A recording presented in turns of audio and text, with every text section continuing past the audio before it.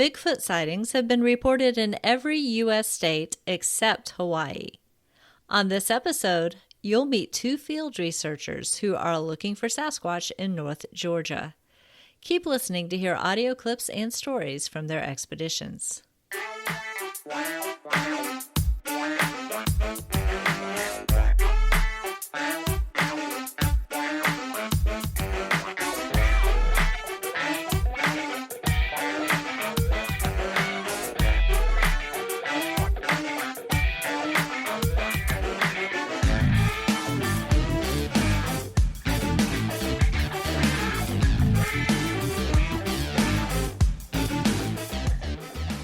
Welcome to the Peep Podcast.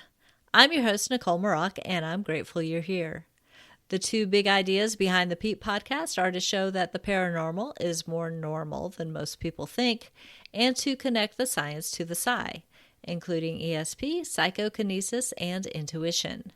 And occasionally, we dive into cryptozoology, which is a fun aspect of the paranormal that requires serious investigators to venture into the great outdoors. Before we jump into this episode's interview, I want to let you know that the ebook version of my House of Horrors, a paranormal choose-your-own-adventure story, is available now for free. This is the presentation that I did for the Wake County Public Library's Haunted Carolina program this year. It's available in EPUB and PDF formats, so anyone should be able to work through its many fun plot lines. The download link is in the show notes and on the front page of my personal website, NicoleMaroc.com. Now back to this episode's interview. Our two guests, Scott and Paul, would like to remain anonymous, so beyond their first names and their state, we're keeping their identities on the down low. These two friends have been searching the woods of North Georgia for evidence of Bigfoot, and along the way, they found some interesting visuals and captured audio, in addition to getting to spend time in nature. I'm so grateful they are joining us to share their experiences. Let's dive in with Paul and Scott. Good evening, Paul and Scott. Thank you for joining me tonight. How are y'all doing? Doing great. Awesome. Really excited to have you on to talk about Bigfoot research, and we are keeping this as anonymous as you would like, so you don't have to give away exact names of towns or anything like that. But I do want to ask each of you, and you can raise your hand as far as who's going first. I'm not going to call anyone out, but what first got you started into Bigfoot research? I'll take that. So I don't remember when it was, but I remember when I was a wee lad seeing the Patterson-Gimlin film, right? And when I say wee lad, that would have been the early 70s. And I was just transfixed by that. And Scott said that we grew up in a small town. We had a library close by. It was within walking distance of my house. And I would just walk up to the library, check out every book on whether it's Loch Ness Monster or Sasquatch or whatever, and just take it home and devour those books. And then as I got older, Scott and I met when we were in high school, and we would watch the old, at 11:30, 12 o'clock at night, we would watch the Leonard Nimoy series In Search Of, right? And that was always creepy and fun, and we enjoyed that. Fast forward, because I didn't really think anything about that. Fast forward to 2017, Scott had moved to the West Coast for a couple of decades, had moved back. We started doing some camping. And, at one point, I wake up from a nap and Scott is across the river and just kind of walking around. And he comes back over. I said, dude, what are you doing? He goes, well, I've been watching these YouTube videos, and these guys go out looking for Bigfoot, and they find tree bends and things like that. And that's what I was looking for. And I said, oh, okay, I'm game. So we started continuing to camp, and we decided we're going to start looking for different interesting things in the woods, right? and we were actually successful, found some interesting things.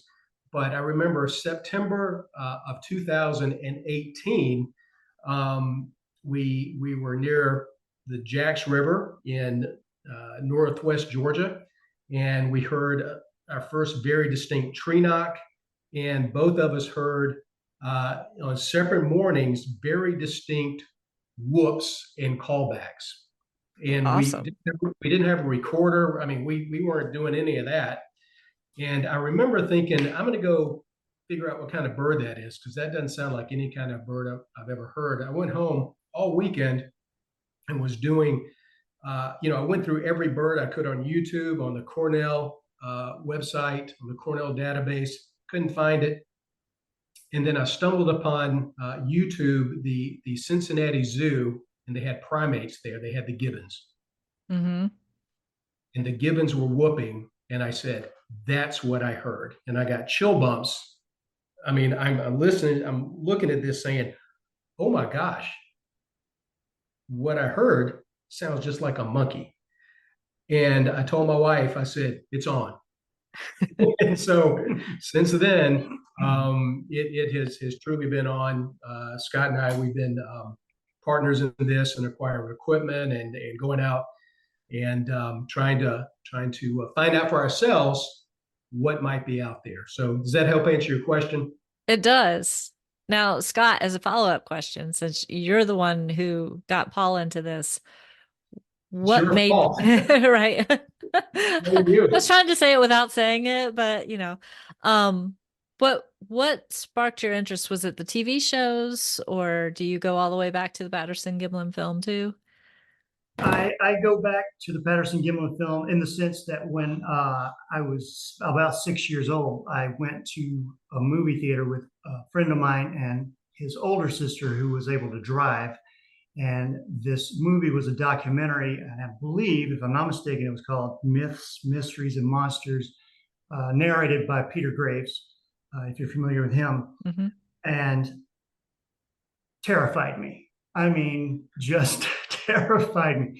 So that was the first introduction to Bigfoot or Sasquatch at the time.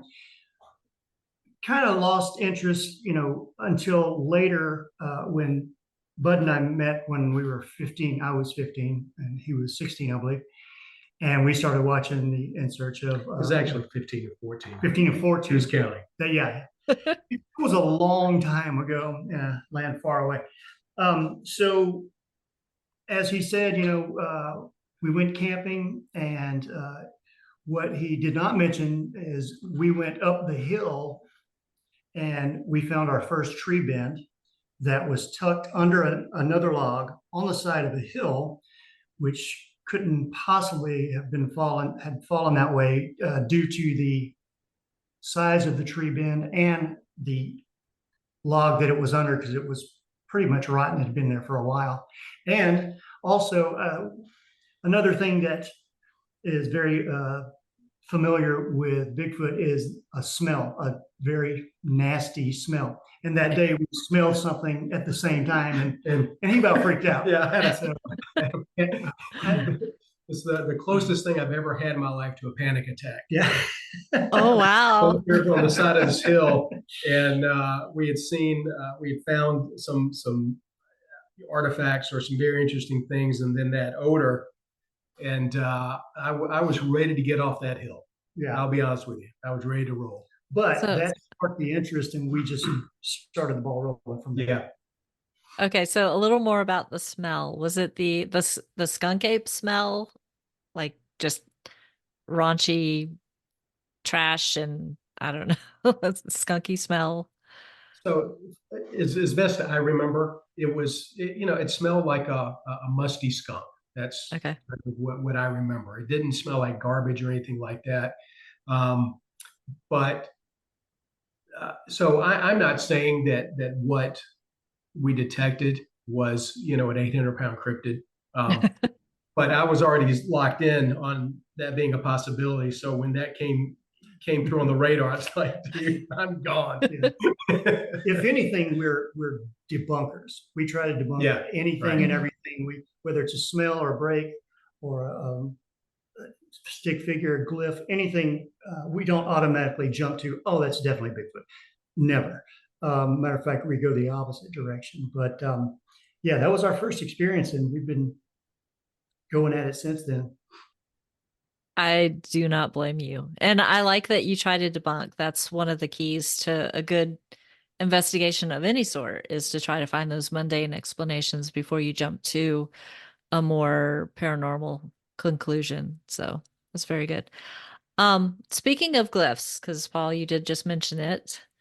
Tell me about the glyphs. When did you first find them? How many have you found? Whatever else you want to talk about. Um, so this would have been back in maybe 2019. Yeah, 2019 or so. And we were in one of our research areas, which is in the northeast corner of Georgia.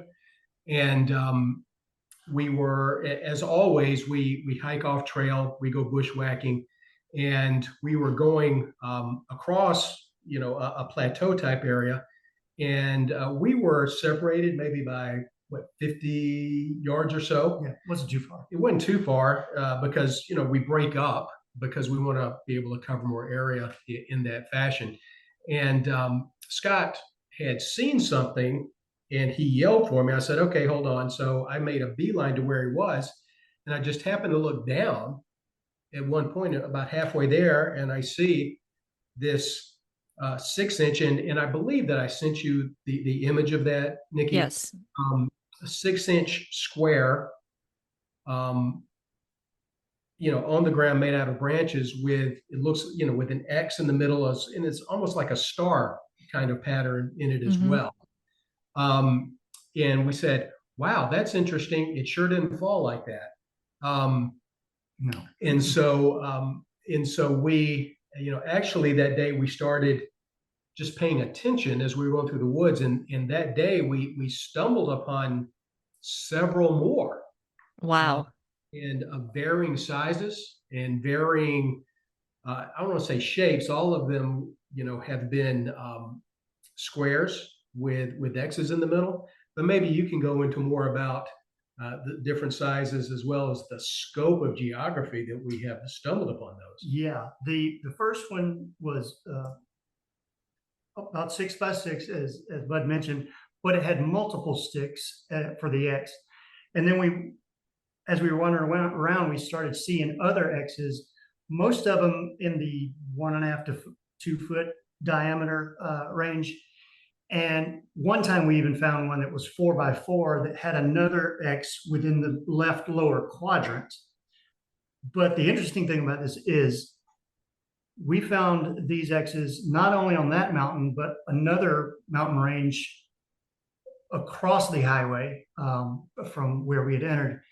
And we figured it up to be within a 10-mile radius. There was 32. There were 33 within a 10 by 10 area, 10 mile by 10 mile area. Wow. Massive amount of area, yeah. And not only were they off the grid, sometimes they were on sides of hills, which made no sense. I don't know. We even dug one of them up, to see if there was anything underneath, anything. We were just trying to come up with any answer, and we didn't. I think we found one on a fire road. That was the closest one we found to any civilization, so to speak. The rest of them, as far as I remember, were way off, where nobody would be trekking, no trails or anything. So the interesting thing about that is, obviously, we started doing as much research as we could. We took a look at, scouting symbols, hiking symbols, camping symbols. Came up empty. I've done, Chat GPT, put that image in there. It doesn't come up with anything other than, branches laying in the woods. I've had, friends say it might be some sort of Indian thing. It might be, whatever. Every time we have found these, we've done a search for trail cams. Yeah. It might be some sort of drug kind of situation or whatnot. Who knows? But we've never found any trail cams other than our own Right. in those areas. But something that's interesting, and I believe Scott, you had sent this to me, where Scott had anonymously, it makes you, and I think I've got this right, had gone on a Facebook page, and if you're really serious about Bigfoot or Sasquatch, you never go on Facebook, but they went on a Facebook group and posted an image, right? One of these Facebook groups, and and anonymously asked, and didn't say where it was, didn't say where we found these. Basically said, "Has anybody found one of these?" And a lady posted, an answer. Do you remember what you told me? I do not actually. I apologize. No, that's fine. So he screenshot the answer, and it came back, and this lady said, back when I was a kid, like 30 years ago. Oh, right. Yeah. We found something like this, and she named the area, and it was the exact same area that we have found ours. Oh, wow. She named the road. She named the exact road that bisects the area that we find these in, and this was 3 decades ago. Right. And by the way, we had pulled off to the side of the road at one point we had a signal at one area, and we were in a different area from where we found those particular glyphs, but we were checking our phones and checking email, and a park ranger pulled up behind us and checked to see if we were okay, if there was any trouble. And so at that point, I took the opportunity and I just said, "Hey, have you're a park ranger. Have you ever seen anything like this?" And he said, "I've never seen anything like this." And he said, "Do you mind texting me this picture? I'm going to ask around." So I sent him the text of the glyph, and it was a foot by a foot, that particular picture. And he texted us back. He texted us. he sent a text back later, and he said he showed it to all his guys down at the ranger station, and nobody had a clue. And he just laughed and said, "It's probably Bigfoot." So it's like, well, I don't know about that, but they had no clue, and they're park rangers, so they had never seen it before. So, right. So the final epilogue on that is when we were at Small Town Monsters, Monster Fest. I talked to somebody, and he said, I think I've seen some like that on Joe and Jesse's YouTube channel. And and so I'm not going to go into the name of their group, but Joe and Jesse, prominent Sasquatch researchers. And so I went back and found that they had actually been in the part of Georgia that we were in. And sure enough, they had one of those, and they had no clue what it was. And yeah, it's on one of their videos. I saw it. I sent it to you, actually. Yeah. So the mystery remains. So when you figure it out, Nikki, let us know, please. We'd be very interested. I will share the image that you shared with me when I post the link in the announcement for this episode, and maybe somebody will recognize it or have some sort of a clue that they could give us to lead us into the right direction. Like, it's the whole 30 years ago thing is interesting because you're not going to, while you're out there right now, you're not finding 30-year-old glyphs. Those would be long gone. Right. So this has been happening for at least 30 years in that area. And the original one we found was messed up. When we went back 6 months later, it was messed up. So you're right. They're not there long. No. That's just amazing.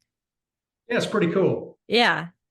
And, we can't directly link it to Bigfoot, but you're out there looking for Bigfoot and you find this other mystery. Well, think about this. We're in this part of our research area, we are not looking for glyphs.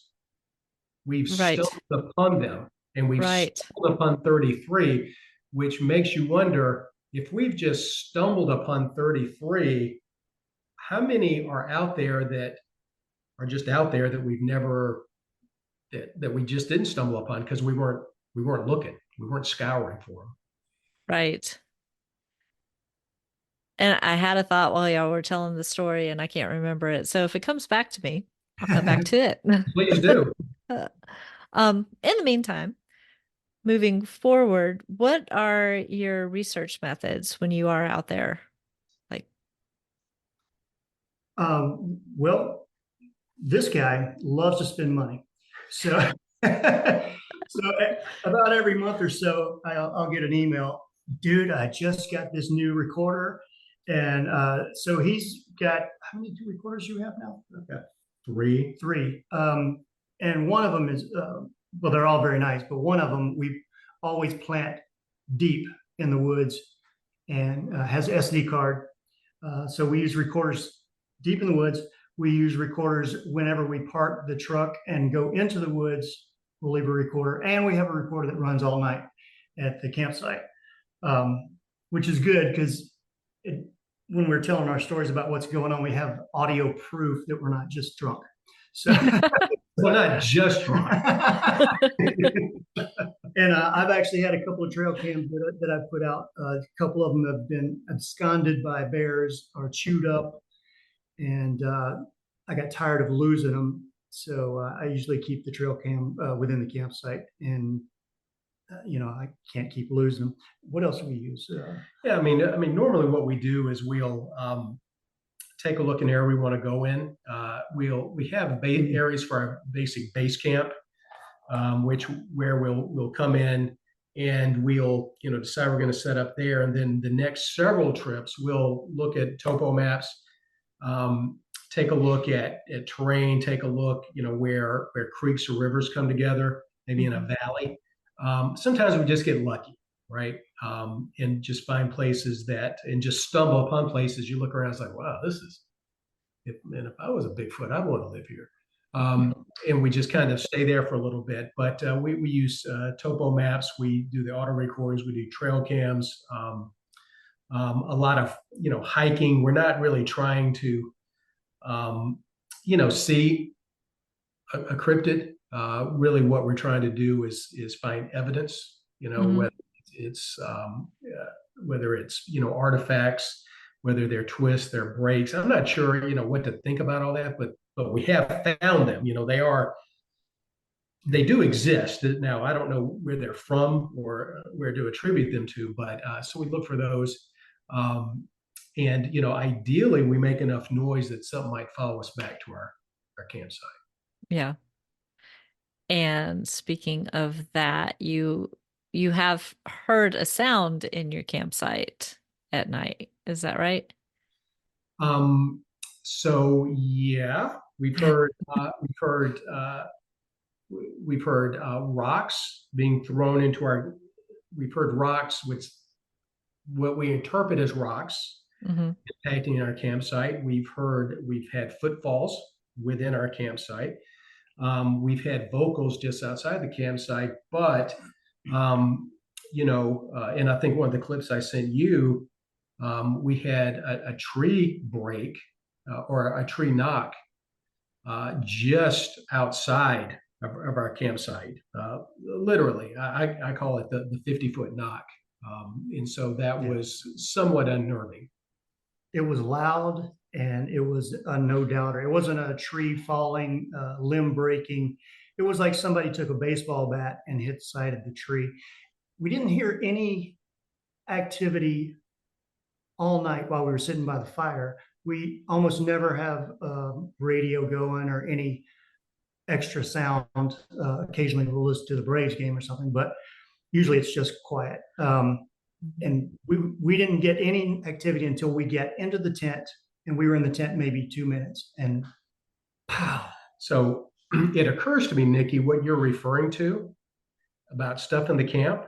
Yeah. So Scott, not our last camping trip, but the trip before, we had one of the handhelds sitting on the truck, and it sounded like someone had lobbed a rock and it hit the table, or there was a metallic clank.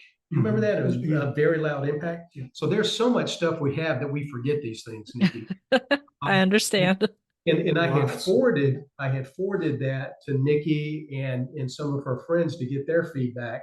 And I said this was in our camp at like 6:30 this morning, and I bet that's what you were referring That to. is, yeah, that is. I had that insider information. I wasn't sure if I should give it away.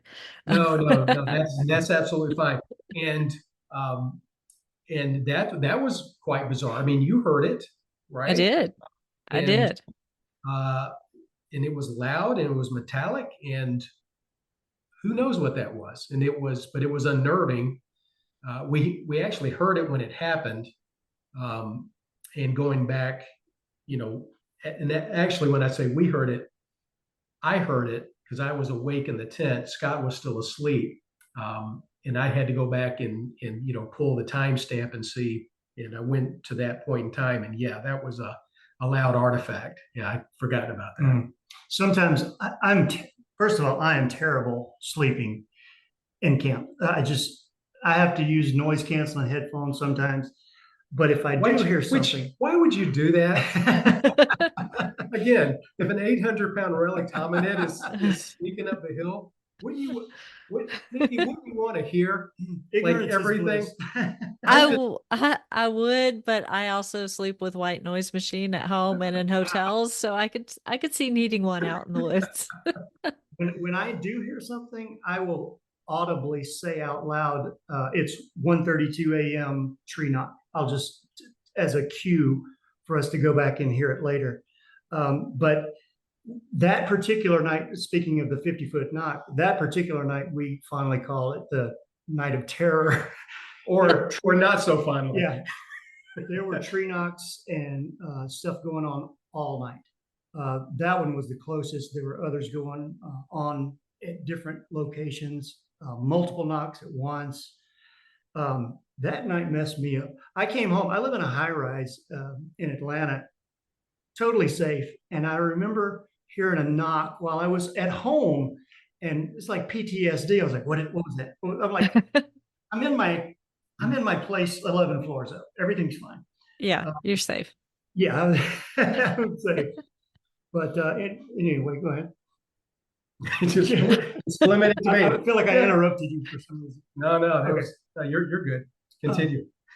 But so we've heard knocks just about every trip we've done. The last few have been kind of slow. However, not this past time, but the time before when we went to plant the recorder in a new location in the middle of the day, we had a good knock happen as he was putting it on the tree. Wow. We had just stopped, and he does the putting of the tray, and I do sitting there watching, drinking the water, and we heard it off about 100 yards away, I guess. Yes, it takes a village. I like how he gets to drink the water, you get to do the work. Yeah. Right. Hurry up, dude. As long as he knows his place. Right.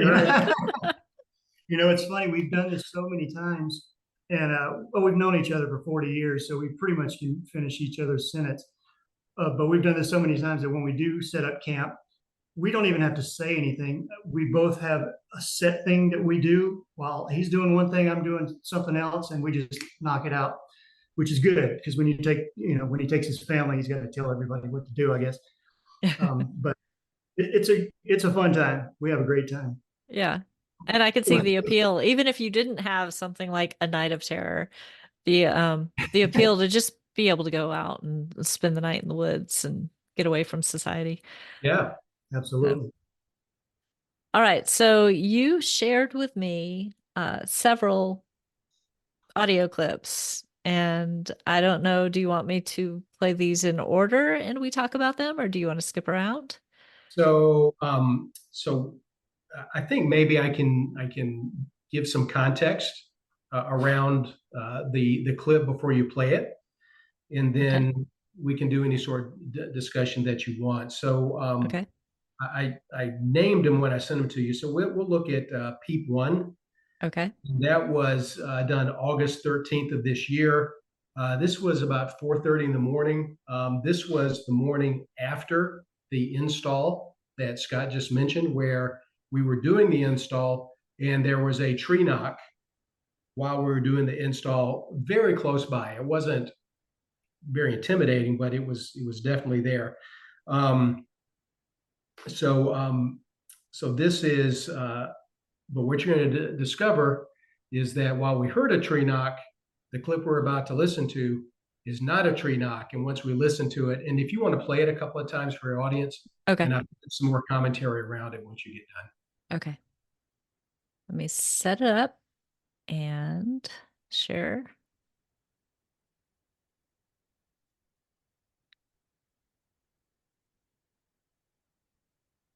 All right, here we go. Just kidding, gotta rewind it. Here we go.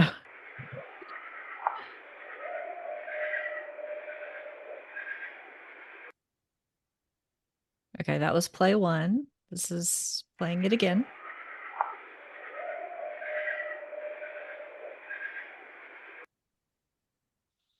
So, okay. So that's a clear vocal, and Scott and I kind of go back and forth. We disagree a little bit. Scott's of the mind that that's one long whoop.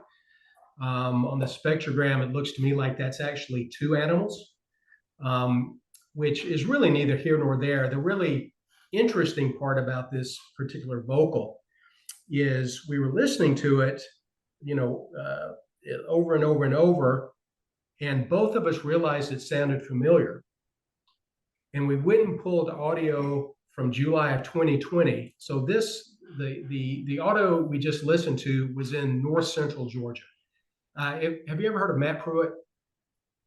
He's a Yes. Bigfoot Yes. researcher. So it's kind of from his old stomping grounds, where we pulled the audio we just listened to. That's where that came from.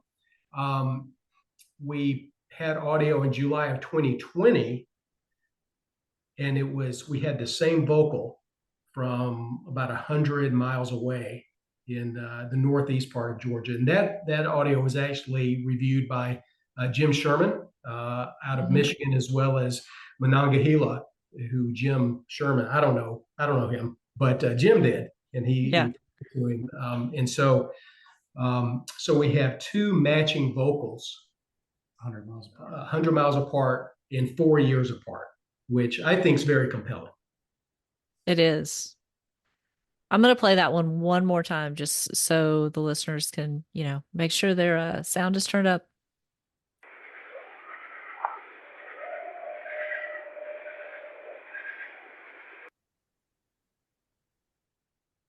Okay. I think that's a really cool capture. Yeah. And yeah, it doesn't sound like any animal that I know.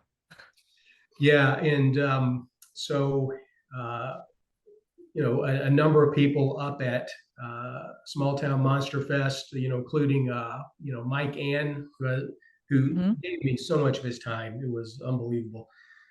Turned us on to the different animal identifier apps and things like that. And we've, the vocals that you hear, we've run through those apps, and it comes back and says, "Yeah, we don't know what you're talking about. There's not an animal. This doesn't exist. Yeah, your recorder hallucinated."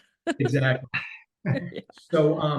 So peak two is a very interesting deal. This was August 17th of 2023, and we had done an install on a tree, and I realized the morning after that I had forgotten to put a security bar across it. It's a fairly expensive recorder.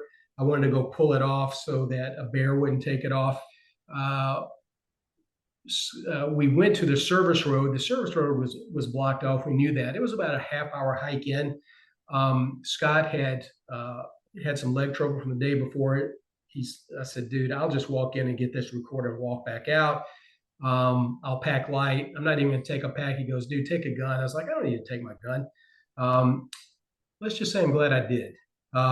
So when the recording you're about to hear is I'm approaching, okay, the recorder is running, and the recorder is a Wildlife Acoustics Song Meter Mini. Okay, so it's a pretty good piece of equipment, and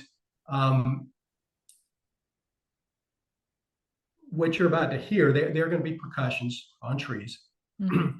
But these occurred about 45 seconds before you started hearing me approaching.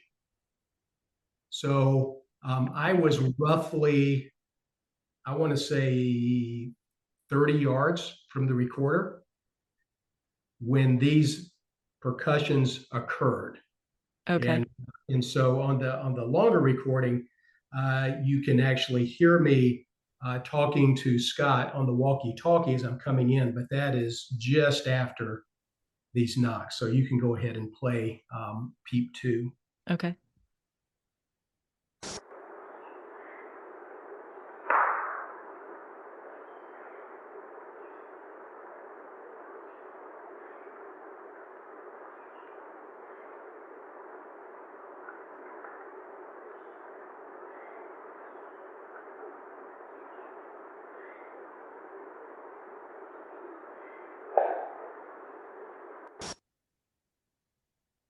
That was definitely 2 knocks. So you heard these as you were approaching the recorder? I did not hear those. I didn't hear, and I go back and think, why didn't you hear that? Well, number one is you're walking. Number two, squirrels were going nuts. Okay, that in that deal, and number three, you're not expecting to hear anything. I mean, at least I wasn't. Yeah. It's 9:30 in the morning, right? What could happen? So no, I did not hear those. It wasn't until I got back and said, "Huh, I wonder what was on that recorder when I walked in." When I was walking in, and I pulled that clip and I sent it to Scott and I said, I'm a little freaked out right now because I did the math and I knew where I was when those occurred, so it was yards away. Now that same install location, I don't know if it was before or after this particular date. Oh, we were doing the install that day. We were setting up the camera. We were setting up the recorder on the tree, and we heard a loud knock again as we were setting up on the tree, across the creek and up the hill from where we were. I don't remember if that occurred before or after this date. It was the day before, because that was the first install we ever did in Bluff Creek. Okay. Yeah. So we've heard stuff there before. Actually, we had, I don't want to go off on a tangent, but we had some crashing sounds of footsteps running up to that recorder at one night, and like a heavy breathing sound almost, or a heavy breath, I should say. One like a heavy breathing sound. And I had my trail cam actually on a tree, and it sounds like whatever rushed up was standing beside the recorder. It seemed it was that close. Didn't catch anything on the trail cam. Nothing. Nothing from that moment. I did, however, get video of a little tiny mouse running up the tree. So I know the cam was working, but we don't know. But anyway, I kind of sidetracked with that. Sorry about that. That location. We nicknamed it Bluff Creek 1. Right. Now that actually makes me think about the stories that you hear on some of the other podcasts where people say that, they heard the Bigfoot walk up to them while they were sitting in a deer blind, but that when they got the courage up to, look and see if it was just standing there like they thought it was, they saw nothing.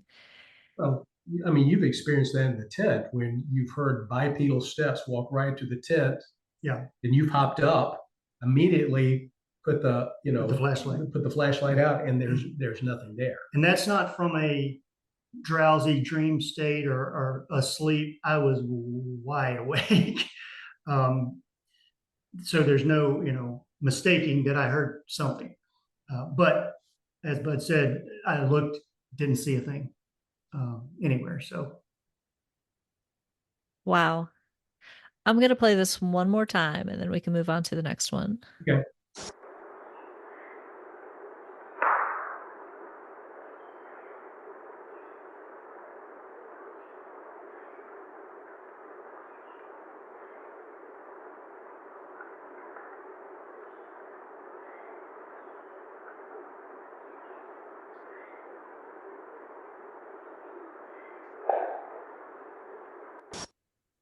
And it definitely sounds like it's coming from two different places. Like one is the Yes. first one sounds much closer than the other one.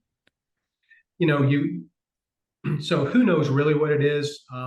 My hypothesis is there was a human coming in and whatever it was using percussions on trees to warn of oncoming danger. So Hmm. that's just the way that I think about it. But at the end of the day, who really knows? Right. And you're not the first person I've heard say that that's probably what they're using wood knocking for. And I've even heard somebody say that they were out in the woods with several people and there were like the number of knocks corresponded to the number of people. It was almost like they were Hmm. saying there are 5 people coming your way. Interesting. That is interesting. That is Yeah. interesting. So the next clip is peep three, and uh, just a little while ago we talked about the 50-foot knock, Hmm. and this what you're about to play on peep three is in fact the 50-foot knock. So some context, when we are out at night, one of the things a lot of researchers like to go hiking at night, which is great. More power to them. Our approach is to sit in camp and make a lot of noise and hopefully draw something in. Well, apparently we were successful, unfortunately. Yeah. so, so the context of this clip is it's about midnight when we retired to our tent. We hadn't heard anything all night. Nothing had happened. We get in our tent, and within 3 minutes, we hear a percussion, which is a clear percussion. The clip you're about to hear does not do it justice at all. It was loud. It reverberated. It was there was an echo, and I think the best part about this clip, if you can get it loud enough, is toward the end of you hear the percussion, then you hear Scott and I talking about what we just heard in the tent. So Okay. anyway, so go This ahead. was the night of terror, by the way. This was the Okay. yeah, this was the start of the night of terror. Awesome.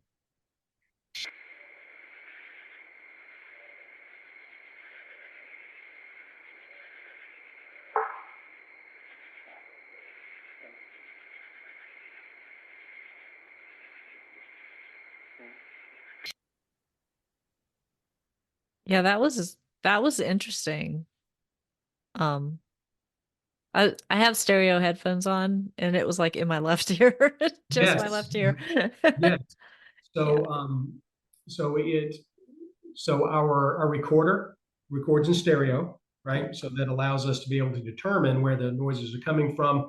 Where that came from, there's a very steep drop off from that side of the camp area. So um, yeah, it's not so a the chances of a number one a human being down there at 12 o'clock at night just trying to scare us when we're in the middle of the woods and you can hear a vehicle approaching from miles away. You know how it is on an old country road. oh yeah, The idea that that was a human doing that is it, that just doesn't ring true to me. makes sense. I'm gonna play it one more time. Okay.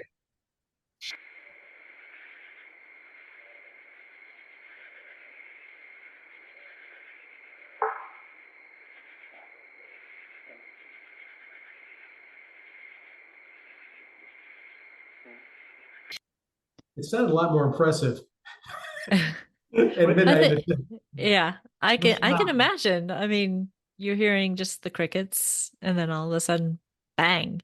Um, wood on wood sound is what it sounds like. It sounds very woody. We've Yeah. had yeah, some that sounded a little more tinny or I don't know, not as much wood on wood, but it was quite loud for sure. Did you want to play that one more time before we went to the next one, or are we good yes. on that? Okay. Oh, we're good on this. I think what I'm gonna do is, um, Just when editing. I'm editing it, I'll actually put all 4 of these clips. There are 4, right? Yeah. Yeah. Um, I'll put all 4 of these clips at the end of the interview so people can I can boost them a little bit more.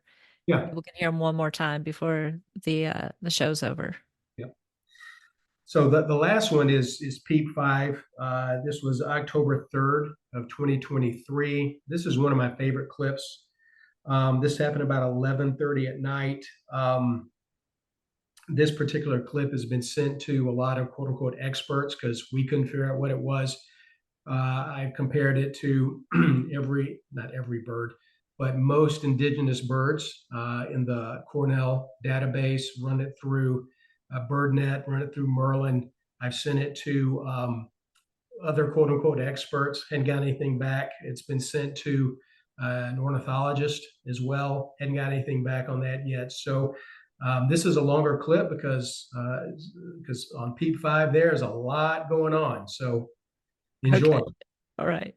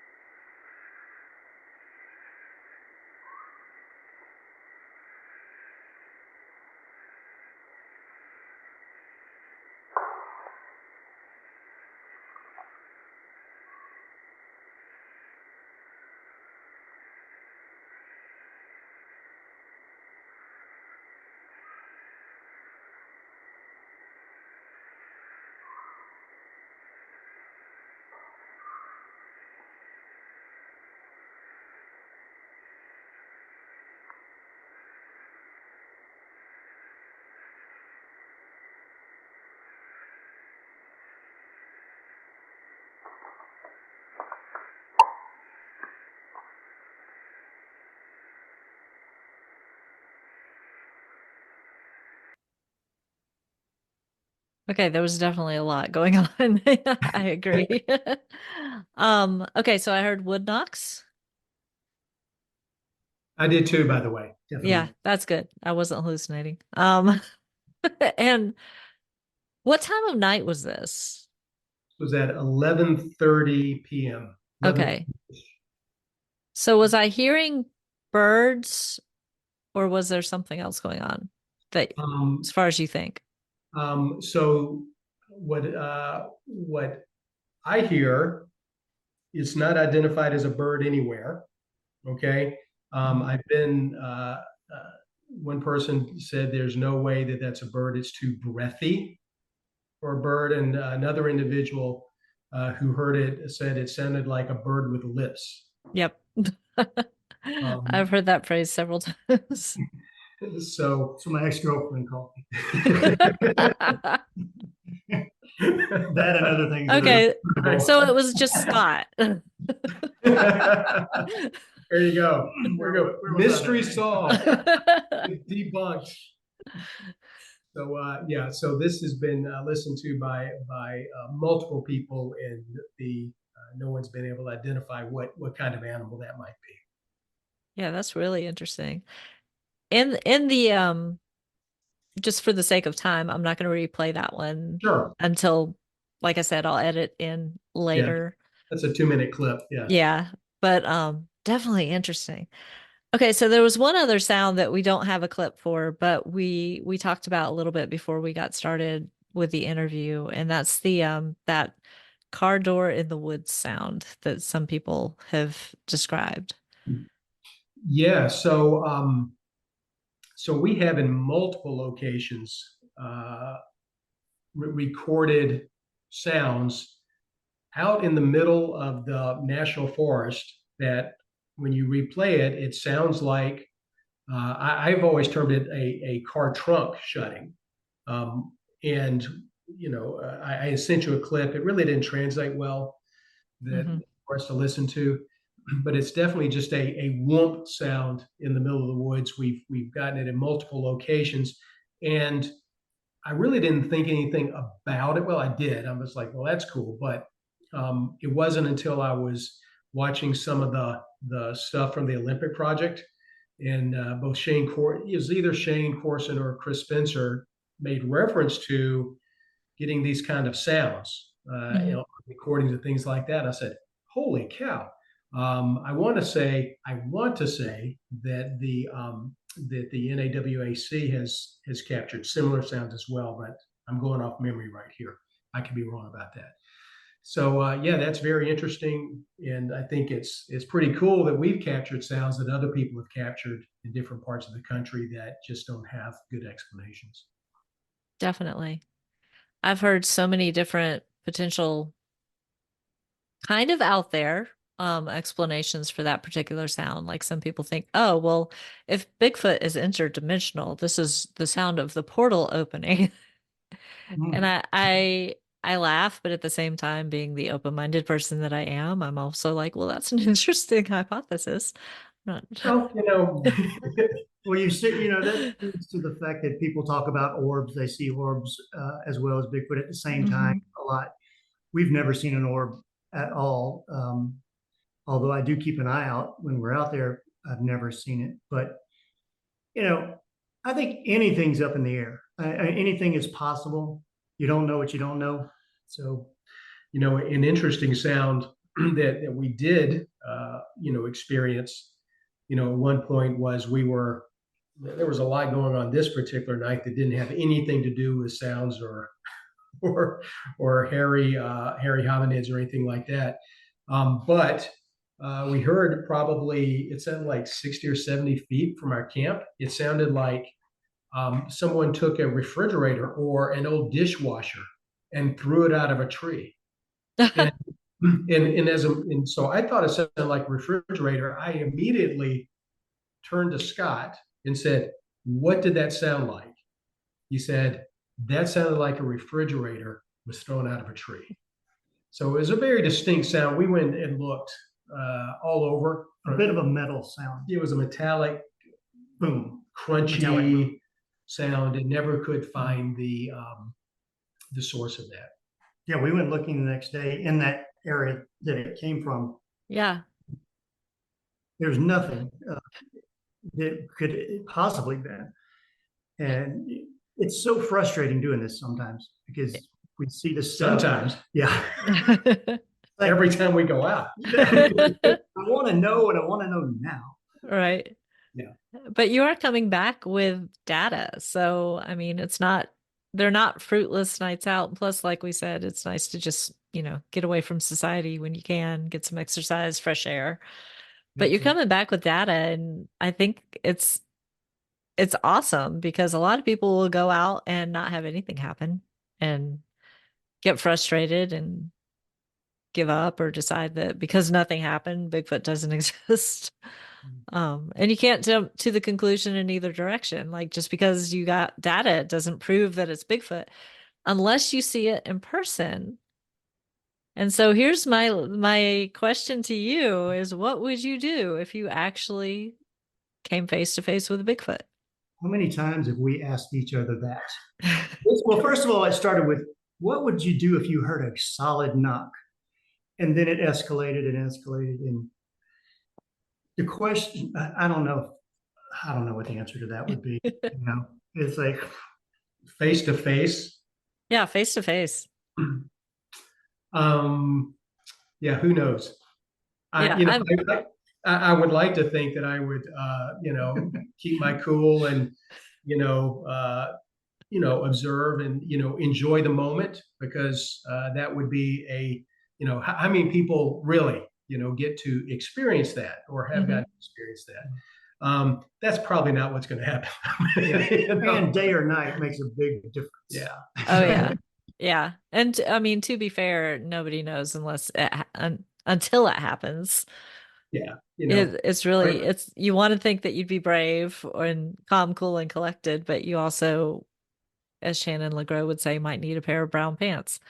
So, Yeah, and I've come to the not realization, but I've settled on the fact that um, if I ever do see one, you know, probably it won't be until after the fact that, that we deduce that's what we saw, mhm.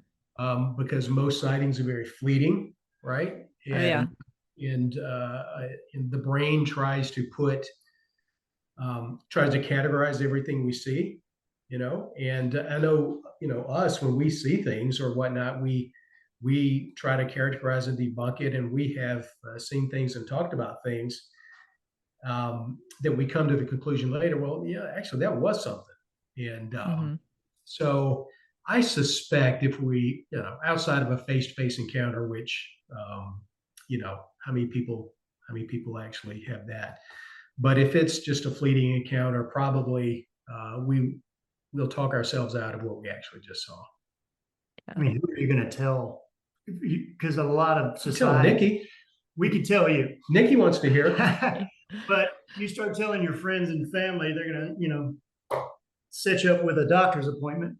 Um, what I would love to do is if we could see one at the same time, so we can verify Right. you seeing what am I seeing? Because if one person sees it, as we've talked about this before, we would both go, well, I believe you believe that you saw something. Mhm. No way to prove anything. But if we Yeah. talk at the same time, uh, adds a little more legitimacy to it, I suppose. Yeah. That's actually one of the rules that my paranormal investigation team always had was use the buddy system. Mm. Because if there's always somebody with you, then there's more likely, if you have an experience, both of you are going to have that experience. Right. Corroboration, right? Yep. Yep. So it's a good point. Hopefully, I hope for the best that the two of you see one at, oh, I don't know, a football field away, far enough away that you don't have to worry about fearing for your lives, but close enough that you can tell it's not just a guy in a ghillie suit. Well, we have an advantage, and the advantage is this. And I was interacting on Facebook with the aforementioned Matt Pruitt. This was a few years ago. By the way, I'm not friends with Matt. He would not remember this at all. But he was talking about, what are you going out for, right? um, you have to determine, are you going out to experience these things for yourself, prove to yourself that they are true, or are you trying to prove to the world and trying to prove to science that these are true? Hmm. Because the burden of proof for one is a lot higher and heavier than the burden of proof for the other. So um, we're fortunate in that we're doing this for us, right? And Yep. that the enjoyment, we are able to get out in the woods, we're able to experience some things, we're able to do to the best of our ability, what we've learned from other people, do scientific inquiry, collect data, compile data. Hopefully, what we do can pass on to the next generation once we're gone. And ultimately, maybe what we do will help solve this great mystery. But we're able to have fun with it. We're able to enjoy each other. We're able to get away and get off the grid, frequently. And so I think we're blessed that we don't have the burden of proof to the entire scientific community that we have put on our shoulders. Hallelujah. I'm Amen. glad. Okay, so we are coming up on an hour and I want to be respectful of your time, but also if you have a few moments and you have any other paranormal-ish stories or experiences you want to share, I'd be open to hearing those. When we're done with that, I've got a question to ask you. So, Okay. Okay. We were talking about my apartment in Los Angeles. I lived in a building that was built in 1952. The gentleman who owned it passed away sometime in the 70s, I believe. I had an apartment and I lived on the second floor on an in unit that had carpeting. And so I had not bought, I had downloaded a sleep app on my phone because I was wondering if I was not sleeping well, snoring, whatever. I just wanted to try it out. Mhm. And so I turned it on, set it on the bedside, and the next morning I'm listening to it, and it sounds like someone with hard sole shoes is walking across a hardwood floor towards me. It sounds like it's from a distance and it's getting louder, and it's like it walked right up to the bed. That happened twice. One time was a little more easy to hear than the other. Also, I would hear weird metallic grind on sounds like that. I would hear snapping sounds. And right before I moved back to Atlanta, actually, I I I believe this might have been in my mind or in my dreams or whatever, but it felt like somebody tapped me on the shoulder one morning so hard that it woke me up, and Mhm. it freaked me out actually. I was like, what is going on here? So I was relaying these things that happened to the maintenance guy, a guy named Eric, who lived in the building downstairs, and he got this big grin on his face. And I said, what are you smiling about? And he said, Elizabeth, who was the former landlord who lived in my unit, he said she used to have things happen all the time. And I was like, well, yeah, you guys could have told me that before I moved. Maybe I would have stayed in my studio apartment downstairs where nothing goes on. Um, and as we mentioned, we grew up in a small town where we had a couple of friends who had haunted houses and supposedly haunted houses, but these were church going people who had no reason to make up stories. As a matter of fact, they wouldn't really talk about it because it's just not something you talk about. Mhm. So one story I remember my parents were telling me about it, that they said that the lady who lived in the house, she heard someone going, like we're here. And she was at home by herself. And then she went around to see who the visitor was, and nobody was there. That was the Jordans, by the way. Okay. Yeah. Yeah. So that's pretty much all I've got on my side of it. I think he did something with a Ouija board once or something. Well, so the a story that my parents told me, and they weren't, my my dad was a pretty straight up guy. He didn't, you know, he didn't brook a lot of nonsense. But one of his friends lived in a historical home, in Mhm. town, and was having a dinner party. And as you did in the late '70s, early '80s, they were having dinner, and of course they had not Spotify, but they had like a record player. Right. So they were playing music, on this piece of vinyl that's about what 10 inches wide, spins around, that kind of thing. And the owner of the house, about midway through dinner, kind of looks at his wife and gets white as a sheet, and they realize that the album had turned over. On its own. It was playing side B, and no one had gotten up. That's a very helpful ghost. Right? I just did not This- like the A sides. right. So speaking of ghosts, Nikki, I'm into your book, right? Oh, Please don't call me psychic. thank you. Um, and as I was reading the first part of that, and about the things that happened to you when you were a child, right? I was Yeah. horrified. so so how did you process that as a child experiencing that, and not only not getting any support from adults who you would presume to be able to help you, but also not even being believed by any adults? How do you remember thinking through that? I just I don't even know. I wasn't expecting that question. No, I I was told it was my imagination. I'm the one asking questions here, Pat. Yes. Whose podcast is this? No. And we're time's up. Gee, gotta roll. That is a good question though. No, I was told it was my imagination, and in the moments that I doubted myself and believed that it was my imagination, it made me afraid of my imagination. And I mean, to be fair, I have a vivid imagination. I am a writer. I write fiction. That book is not fiction, but I do write fiction. Um, so when enough people tell you it's just your imagination, it does two things. It makes you afraid of what your own mind can do potentially, and it keeps you off drugs. So like I had friends who talked about having bad trips, and there was no way I was going to let my imagination Right. scare me any more than it already did. Golly, I thought about that. So, Thought about so that. yeah, never done anything that I shouldn't have. Um, But then when I lived in the scary house and the family started experiencing, That's when she moved to the scary yeah, house. yeah. I mean, The that's, first house was the fun house. That's when things really got nutty.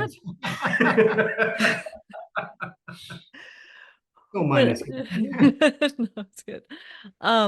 Yeah, when the rest of the family started having experiences in that house, and at that point I was 16 when we moved in, 17 when we moved out, because we just lived there for a year.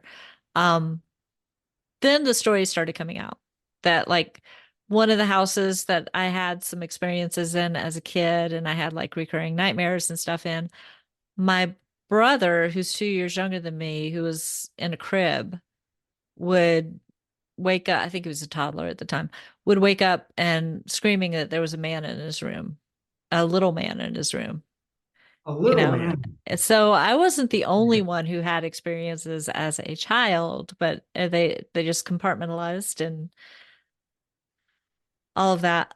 But yeah, and the thing is, my brother doesn't remember that. He remembers being told that it happened later when we were teenagers and having these conversations about the scary house. But he does, Hmm. thankfully for him, because I would hate for him to remember being terrified of a little man in his room. Um, but Yeah, yeah, I remember all of it. So, man. I'm sorry you had to go through that. but it made me who I am. So I'm one of those people. I'm eternal Very good. optimist, annoying optimist to some people. But, I once I learned how to process what's going on, put my psychic walls up so I can block it out when I need to and all of that. Now I'm at a point where I can help other people. So Hmm. I Good. going through it was scary at the time, but it eventually led to me doing cool things like going to Monster Fest and meeting you. So Yeah. Yeah. all good. Interesting. Yeah. Oh, and Very by the nice. way, you're my first podcast, so thank you for Well, thank you for coming on. that. My pleasure. You sounded like a pro the whole time. So nobody would tell. Um, yeah, no, I appreciate both of you coming on and spending your evening with me, and especially sharing your stories, sharing these clips and the image of the glyph, and giving me a chance to share it with all of my listeners. And maybe, like I said, we'll get some clues as to what it is you're finding out there. We'd love that. Thank you for having us. We appreciate it. Yes, thank you.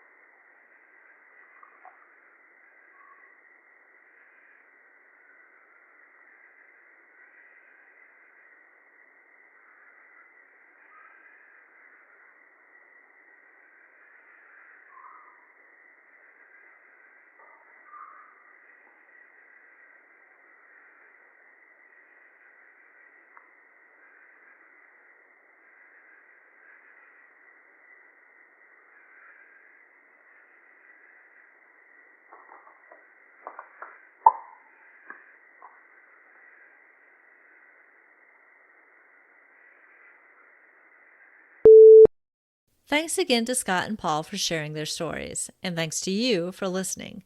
If you are interested in sharing your own paranormal experiences, or if you have an idea for an episode topic, please reach out through the contact form at peeppodcast.com.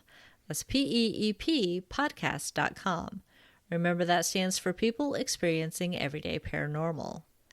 While you're there, subscribe to my newsletter and keep up with the podcast and all my creative and energetic endeavors. I only email it once a month. You'll receive briefs on recent episodes, information on any upcoming appearances, plus some additional fun stuff, like a free Choose Your Own Adventure book. If you enjoy the podcast, please give it some rating love on your favorite podcast app, share it with friends, and subscribe so you don't miss an episode. Ratings, reviews, and shares help platforms like Apple Podcast and Spotify know it's worthy of surfacing to new listeners. And as we build out our audience, we have more chances to hear their paranormal stories. A huge thank you to everyone who has given the show some love. You're helping it grow.